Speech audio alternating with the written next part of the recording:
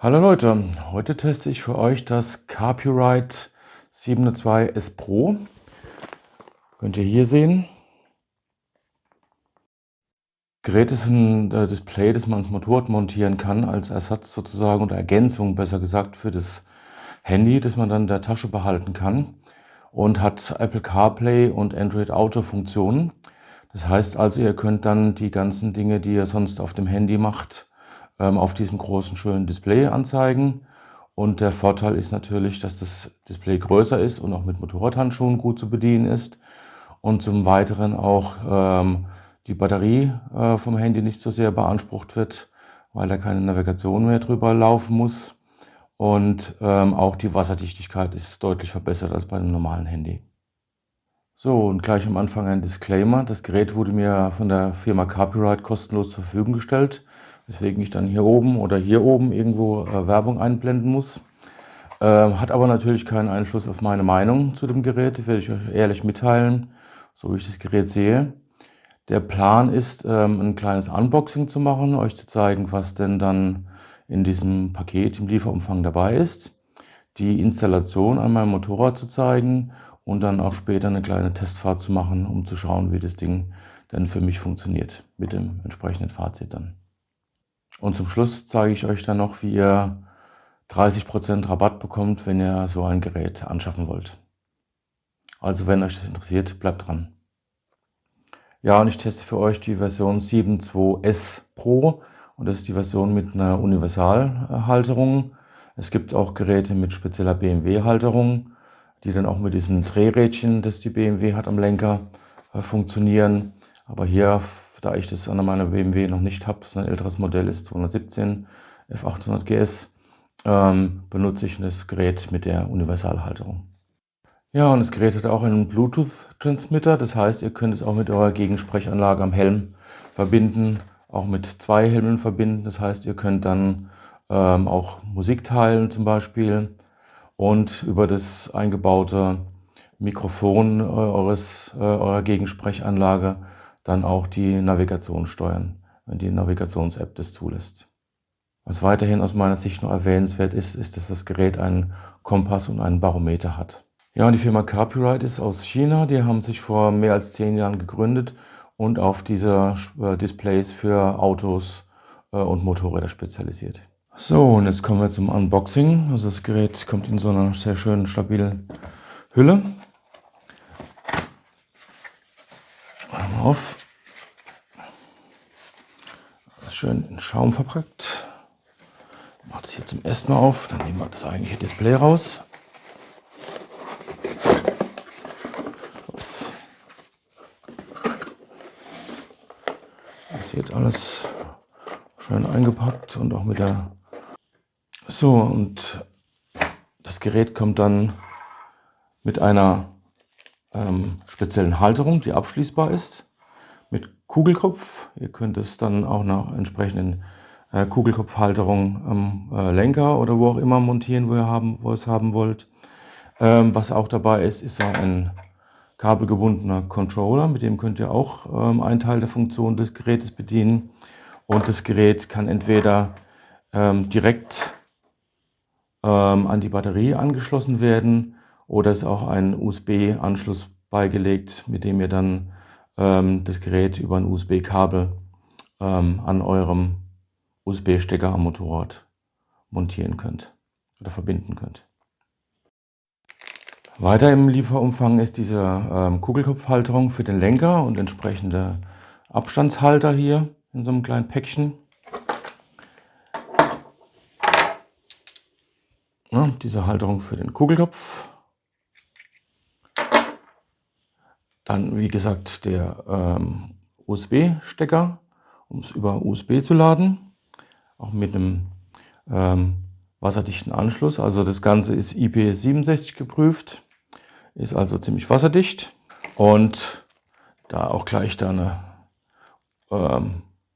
Sicherungsbank sozusagen da ist, ist auch eine Ersatzsicherung mit dabei. Finde ich eigentlich sehr gut. Und als weiteres haben wir natürlich noch die Betriebsanleitung und das Handbuch für das Gerät. Ich gucke gerade mal. Genau, die ist in Englisch. So, ja, wie gesagt, also das Gerät kommt mit einer abschließbaren Halterung. Das heißt also, ihr müsst das Gerät nicht immer am Motorrad lassen, sondern könnt, wenn ihr einen Kaffee trinken geht oder sonst irgendwo hin das Motorrad über Nacht irgendwie parkt, könnt ihr mit diesem Schlüssel die Halterung aufschließen und das Gerät dann mit euch mitnehmen, damit es nicht geklaut wird. Ist auch ein super Feature, denke ich. So, und jetzt gehen wir mal ins Motorrad und installieren das Ganze. So, bei meiner F800 GS ist der Vorteil, dass die Batterie direkt unter der Tankattrappe sitzt. Ist also leicht zugänglich, wenn man eine kleine Abdeckung abschraubt.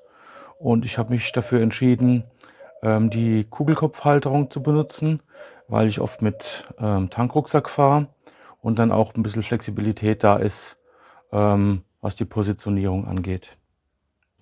So, das funktioniert prima und scheint mir bombenfest und gut vibrationsgedämpft, also dafür mal eine 1. So, jetzt ist die Halterung angeschraubt. Die kann man dann wieder entsprechend lösen und ein bisschen verändern, wenn man will. Hier seht ihr auch den Schlüssel, der dabei ist, sozusagen, so ein Plastikteil, mit dem man entriegeln und verriegeln kann. Und da kommt dann auch dann entsprechend das eigentliche Gerät drauf. Was generell dabei ist, ihr seht hier, ist ein sehr langes Kabel mit kleiner Sicherungsbox, das man dann an die Batterie anschließt und dann noch das entsprechende Kabel für den Anschluss der Lenker-Fernbedienung. So, in meinem Fall muss ich das lange Kabel gar nicht aufwickeln. Ich kann es einfach hier vor der Batterie verstauen, ja, und dann entsprechend die Batteriekontakte rot zu rot und schwarz zu schwarz anschließen. So, beide Kabel sind jetzt angeschlossen. Hier ist auch ein bisschen Platz für die Sicherungsbox. Das eine Kabel zur Stromversorgung werde ich dann wahrscheinlich hier so verlegen, wenn das so bleibt. Muss ich mal gucken, wie meine Plastikabdeckung wieder drauf geht, aber das ist eine einfache Installation, was die Stromversorgung angeht. So, im nächsten Schritt habe ich dann die Lenkerfernbedienung mit Kabel hier dann am Lenker installiert und werde dann einen entsprechenden Platz für das überschüssige Kabel finden und damit Kabelbinder befestigen. So, Fernbedienung ist montiert, Kabel sind einigermaßen versteckt, das muss ich noch abklipsen hier.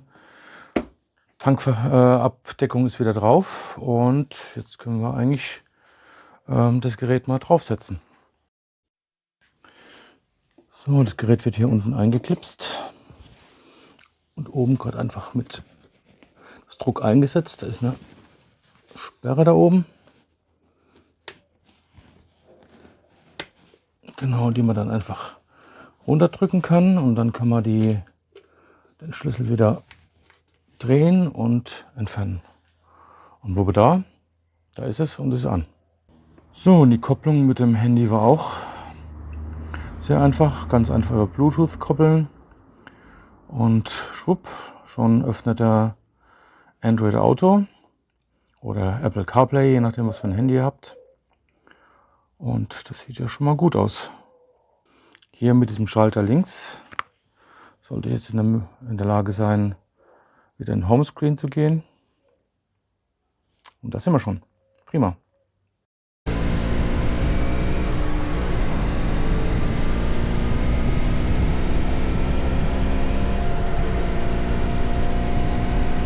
So, wir sind jetzt auf Probefahrt und ich kann mir schon vorstellen, wie die ersten denken, oh je, das Ding verdeckt ja den Drehzahlmesser und so weiter und so fort, aber es tut es nicht.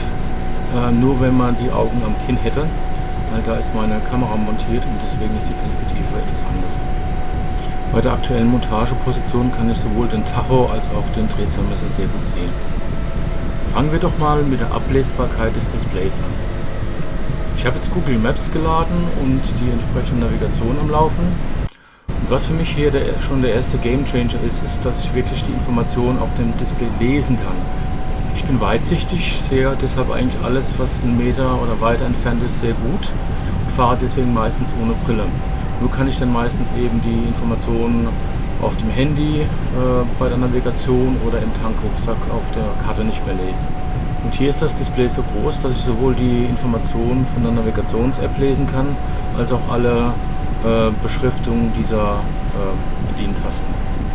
Für manche Bedienschritte kann man auch den kleinen Controller benutzen, den ich am Lenker montiert habe. Ist eine nette Option, wenn man wieder zurückwechseln will von Android Auto und der Navigation zum Hauptmenü zum Beispiel. Aber das ist nur eine Option, weil das Display wirklich sehr gut auf Fingerdruck auch mit Handschuhen reagiert. Wenn man das Gerät mit einem Intercom verbindet, dann kann man auch Anrufe entgegennehmen oder tätigen. Aber das ist eigentlich für mich eher uninteressant und ich habe an diesem Helm auch keinen Intercom dran im Moment. Das Display ist hoch aufgelöst und spiegelt sehr wenig. Bitte wieder nicht von der anderen Perspektive der Kamera täuschen lassen. Von meiner persönlichen Perspektive war das wirklich sehr gut und hat auch bei verschiedensten Lichtverhältnissen immer sehr gute Ergebnisse gezeigt. Auf meiner Testfahrt bin ich eine kleine Rundtour gefahren und somit ist das Licht aus allen möglichen Richtungen gekommen und ich hatte nie ein Problem, das Display ablesen zu können. Auch meine Kurviga-App, die ich ja für meine Tourplanung benutze, hat sehr gut funktioniert. Ich musste dann nur sicherstellen, dass die auch im Hintergrund, wenn sie nur im Hintergrund läuft, auch die Position bestimmen kann. So, kommen wir so langsam zum Fazit. Zum ersten macht das Gerät einen sehr hochwertigen Eindruck. Das Montage-Kit ist umfangreich, da ist alles drin, was man braucht, und man hat sogar die Option, entweder per USB das Gerät mit Strom zu versorgen oder es an die Batterie anzuschließen. Und man hat auch verschiedene Optionen, per Kugelkopf oder direkt am Lenker das Gerät zu montieren. Ich fand auch gut, dass eine Ersatzsicherung dabei ist. Wahrscheinlich werde ich die nie brauchen, aber ich fand es irgendwie macht einen guten Eindruck. Die Montage hat ungefähr eine halbe Stunde gedauert und davon waren 10 Minuten für das Abmontieren und wieder dran montieren der Tankabdeckung. Mit den wasserdichten Steckverbindungen muss ich mir jetzt auch keine Sorgen mehr machen, dass während der Regenfahrt mein per USB angeschlossenes Handy abraucht. Auf meiner kurzen Probefahrt habe ich noch nicht alle Funktionen getestet, aber das, was ich wirklich brauche, das kann das Gerät und das macht es sehr gut. So, und meine Bewertung 5 von 5 Sternen. Und das ist meine ehrliche Meinung und ich werde das Gerät auch behalten. So, ich hoffe, das Video hat euch ein paar nützliche Informationen gebracht. Wenn euch das Gerät interessiert, findet ihr in der Videobeschreibung einen Link und einen Rabattcode. Mit diesem Rabattcode Moto50 Plus erhaltet ihr beim Kauf einen Rabatt von 30%. So, das war's für heute. Fragen und Kommentare jederzeit gerne. Und wenn euch das Video gefallen hat, lasst bitte ein Like und ein Abo da. Es kommen in den nächsten Wochen noch ein paar andere Reviews und natürlich auch wieder Tourvideos. Vielen Dank fürs Zuschauen und bis zum nächsten Mal. Ciao!